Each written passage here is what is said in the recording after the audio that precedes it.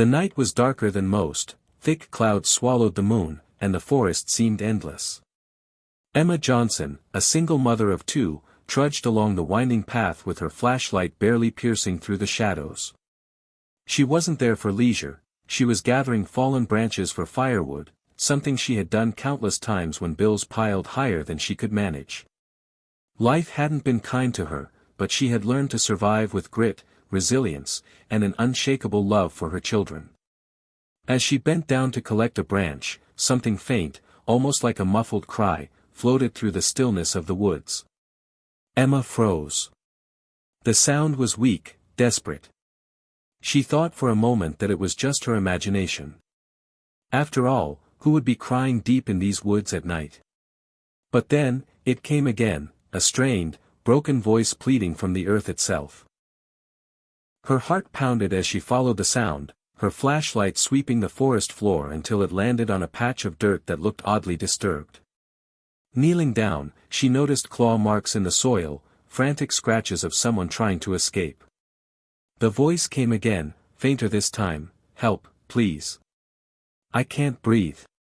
Emma's breath caught in her throat. Someone was buried alive. Without hesitation, she dropped her bundle of wood and began clawing at the dirt with her bare hands. The soil was damp and heavy, caking under her nails, but she didn't stop. The voice was weakening, and she knew every second mattered. "Hold on. Don't give up, I'm here," she cried, though her voice shook. Minutes felt like hours as she dug until her hands bled, finally uncovering part of a man's face. His skin was pale, lips trembling, eyes wide with terror but alive. Emma frantically cleared more soil from his chest, allowing him to breathe more fully. She grabbed a broken branch and used it like a shovel, freeing his arms and torso. At last, with a heave of effort, she pulled him out of the shallow grave. The man gasped violently, coughing dirt from his lungs, trembling like a frightened child. Emma wrapped her arms around him instinctively, steadying his body. "You're safe now. You're okay," she whispered, though inside she was terrified of what she had just stumbled upon. The stranger's suit was torn and filthy, but unmistakably expensive. His wristwatch gleamed even through the dirt, something Emma had only seen in magazines. His voice was hoarse. They tried to kill me." Emma's mind raced. Who was they? Why was a man in a suit buried alive in the woods? But none of that mattered now. His body was frail, and he looked like he hadn't eaten or drunk water in days. She needed to get him to safety. "Can you walk?" she asked softly. He shook his head weakly, collapsing against her shoulder. Emma, though petite and exhausted, summoned every ounce of strength. With determination only a mother fighting for life could know, she hoisted his arm around her and half-carried, half-dragged him through the woods until they reached her small, weathered cabin at the edge of town. Inside, she laid him gently on the couch. Her children, Lily and Noah, peeked from their bedroom, their wide eyes full of curiosity and fear. "It's okay," Emma assured them. "He's hurt. We have to help him." She boiled water, cleaned his wounds, and gave him soup in careful spoonfuls. Hours passed before he finally managed to speak clearly. "My name is Daniel Hayes," he said, voice raspy. The name sounded familiar. Emma had heard it before, on the news, on billboards, in articles. He was one of the wealthiest men in the country, the CEO of a tech empire. People called him untouchable, the man who had everything. Yet here he was, broken and clinging to life in her humble living room. Daniel's eyes welled with tears. "They betrayed me. My own business partners, they wanted me gone. Took me to the woods. Left me there to die." His voice cracked, and for the first time, Emma saw not a billionaire, but a human being stripped of all power and pride. Emma's heart ached. She knew betrayal, loneliness, and fear. As a single mother abandoned by her husband, she had carried burdens heavier than her shoulders should have known. She knelt beside him, resting her hand on his. "You're safe now. I won't let anyone hurt you again."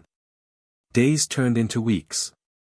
Daniel remained hidden in Emma's cabin, too weak to return to the public eye, too frightened of those who had tried to end him. Emma nursed him back to health, feeding him, keeping his wounds clean, even teaching her children to trust him. Lily and Noah adored him, and slowly, Daniel found himself smiling again for the first time in years. One evening, as the fire crackled, Daniel looked around the small cabin. The walls were chipped, the furniture old, but there was warmth, a kind of love he had never felt in his million-dollar mansions. He watched Emma laugh with her children, her tired eyes shining with a strength money could never buy. "You saved me," he said softly, almost in disbelief. "Not just from that grave, but from myself."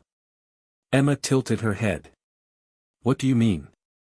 Daniel leaned forward, his voice trembling. "I spent years surrounded by wealth, power, and people who only pretended to care. I thought I had everything, but I was alone, more alone than you can imagine. And when they buried me, I thought, maybe this is what I deserve. But then you came. You, a woman who has nothing, gave me everything." His eyes glistened with gratitude. "You gave me life." Emma blinked back tears. "I don't have much to give. Just kindness. That's all I can offer. And it's worth more than all the money in the world," Daniel whispered. Eventually, the time came when Daniel had to face the world again. With Emma's encouragement, he contacted the authorities, exposing the betrayal that nearly took his life. His story became national news. Headlines read, "Millionaire CEO rescued by single mother after murder plot." Cameras flashed, reporters swarmed, but Daniel's heart stayed anchored in that small cabin where he had been reborn. The world expected him to return to his empire, to rebuild his fortune, to stand tall as a powerful man once more. But Daniel had changed.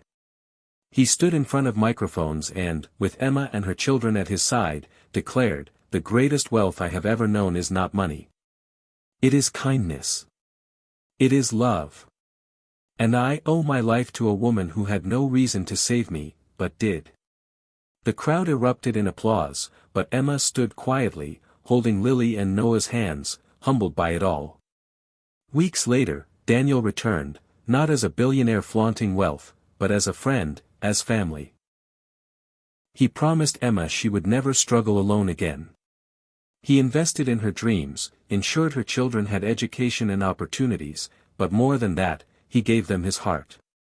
He had been buried alive, but it was Emma's compassion that brought him back.